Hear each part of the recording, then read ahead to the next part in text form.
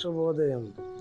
ప్రభు అయిన యేసు క్రీస్తు నామములో మీ అందరికీ వందనములు తెలియజేస్తూ ఈ ఉదయకాల సమయంలో దేవుని లేఖన భాగం చదువుకుందాం. పరిశుద్ధమైన దేవుని గ్రంథంలో నుండి నిర్గమాకాండము 15వ అధ్యాయము 26వ వచనం. నిర్గమాకాండము 15వ అధ్యాయము 26వ వచనం. మీ దేవుడైన యెహోవా వాక్కును శ్రద్ధగా విని ఆయన దృష్టికి న్యాయమైనది చేసి ఆయన ఆజ్ఞలను విధేయులై ఆయన కట్టడలన్నింటినీ అనుసరించి నడిచిన యెడల నేను ఐగుప్తులకు కలగజేసిన రోగములలో ఏది నీకు రానియను, నిన్ను స్వస్థపరచు యెహోవాను నేనే అనను. దేవుడు ఈ వాక్యం మన ఉనికిలో దీవించును గాక. దేవుడు స్వస్థపరిచే దేవుడు అనే వాక్యాన్ని మనం ఇందాక ధ్యానించాం. యెహోవా హస్తములే స్వస్థపరిచాయి. దేవుని వాక్యం సెలవిస్తుంది. దేవుడు స్వస్థత అనుగ్రహించే దేవుడు. అనారోగ్యంలో ఉన్నావా? దేవుని నామంలో నువ్వు విశ్వాసం నుంచి లోకంలో నువ్వు ముందుకు సాగితే ఆ ప్రభువు నిన్ను స్వస్థపరిచి సంపూర్ణమైన ఆరోగ్యాన్ని, ఆశీర్వాదాన్ని ఇచ్చి ఈ లోకంలో వరదలింప చేయగలడు. దేవుడు మనకు స్వస్థపరచాలి అని అంటే నెంబర్ 1 మనం చేయవలసింది ఒకటి, ఆయన ఆజ్ఞలను పాటించవలను.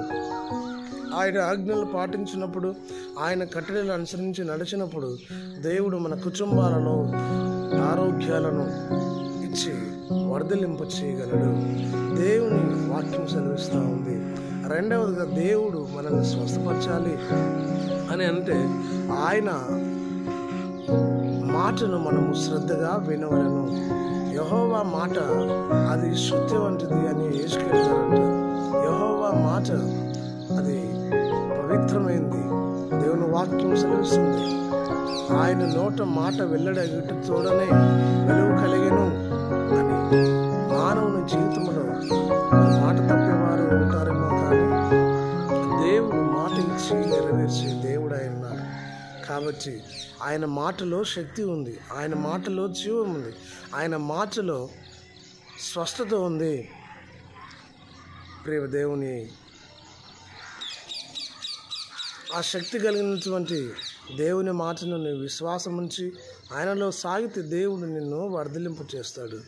మూడవదిగా దేవుడు మనల్ని స్వస్థపరచాలంటే ఆయన చెప్పింది మనం చేయడానికి ఇష్టపడాలి.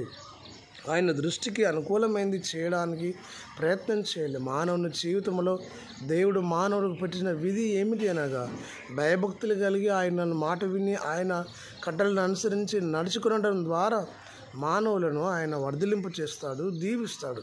కుటుంబాలను వర్ధలింపు చేస్తాడు, దీవిస్తాడు. సంఘంలో, సమాజంలో మంచి పేరు ప్రఖ్యాతులు కలిగి వర్ధిల్లడానికి పరిశుద్ధాత్మ దేవుడు సహాయం చేస్తాడు. ప్రియ దేవుని కుమారులారా, దేవుని కుమార్తెలారా, దేవుని సంఘమా, దేవుని కుటుంబమా, ప్రభునైన యేసు క్రీస్తును విశ్వాసం ఉంచి ఆయన యందు నువ్వు ముందుకు సాగినప్పుడు ఆ ప్రభువు నీ కుటుంబంలో స్వస్థత అనుగ్రహించగలడు. ఆత్మీయ మనోనేత్రములు వెలిగించబడి క్రీస్తు కొరకు నివసించడానికి పరిశుద్ధాత్మ దేవుడు సహాయం చేస్తాడు, ఆశీర్వదిస్తాడు. ఆ ప్రభువును నీవు నమ్మి విశ్వాసం ఉంచి క్రీస్తు మాటను శ్రద్ధగా విని ఆయన ఆజ్ఞలను కట్టడం అనుసరించి నడిచి ఆయన చెప్పిందల్లా నువ్వు చేయడానికి ఇష్టపడుతున్నావా? అయితే ప్రభువు నిన్ను వెన్నంటి ఉండి నిన్ను దీవిస్తాడు, ఆశీర్వదిస్తాడు. అలాంటి కృప పరిశుద్ధాత్మ దేవుడు మనందరికీ సహాయం చేసి దీవించునుగాక. ఆమె మహోన్నతుడ పరిశుద్ధమైన యేసే, నీ పాదములకు వందనాలు. ఉదయకాల ధ్యానాంశం ఇదిగో మీరు స్వస్థపరచు దేవుడని మేము విన్నాం.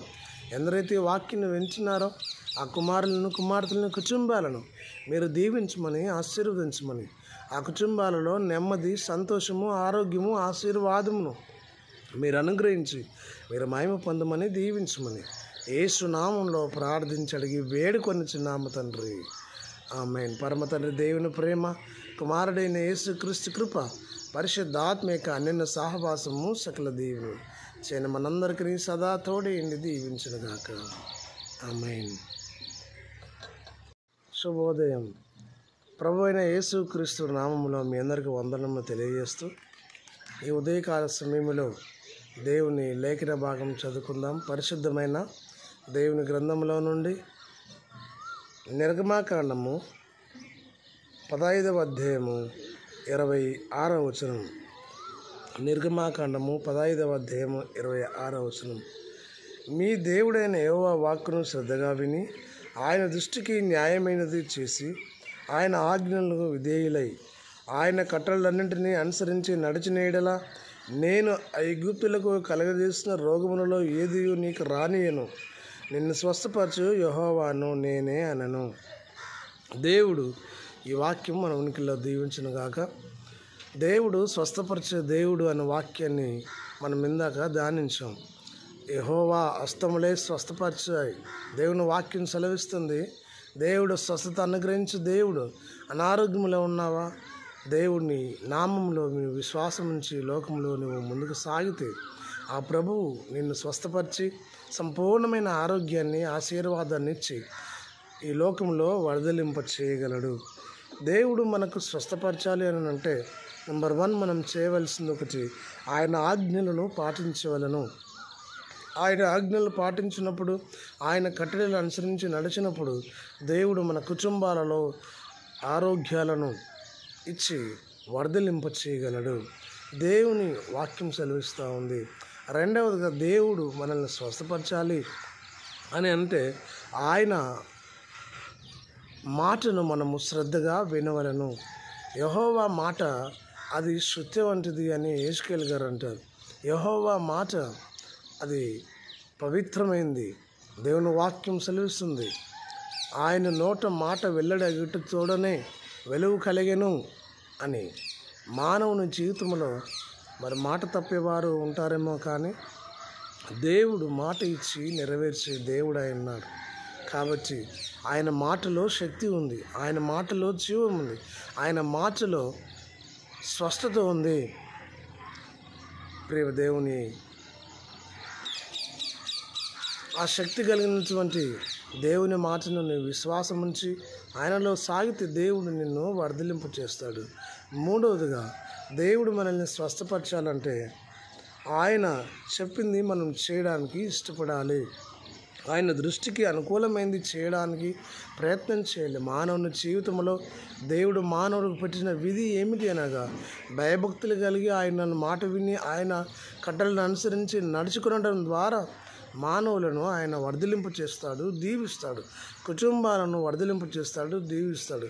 సంఘంలో సమాజంలో మంచి పేరు ప్రఖ్యాతులు కలిగి వర్ధిల్లడానికి పరిశుద్ధాత్మ దేవుడు సహాయం చేస్తాడు. ప్రియ దేవుని కుమారులారా, దేవుని కుమార్తెలారా, దేవుని సంఘమా, దేవుని కుటుంబమా, ప్రభునైన యేసు క్రీస్తును విశ్వాసం ఉంచి ఆయన యందు నువ్వు ముందుకు సాగినప్పుడు ఆ ప్రభువు నీ కుటుంబంలో స్వస్థత అనుగ్రహించగలడు. ఆత్మీయ మనోనేత్రములు వెలిగించబడి క్రీస్తు కొరకు నివసించడానికి పరిశుద్ధాత్మ దేవుడు సహాయం చేస్తాడు, ఆశీర్వదిస్తాడు.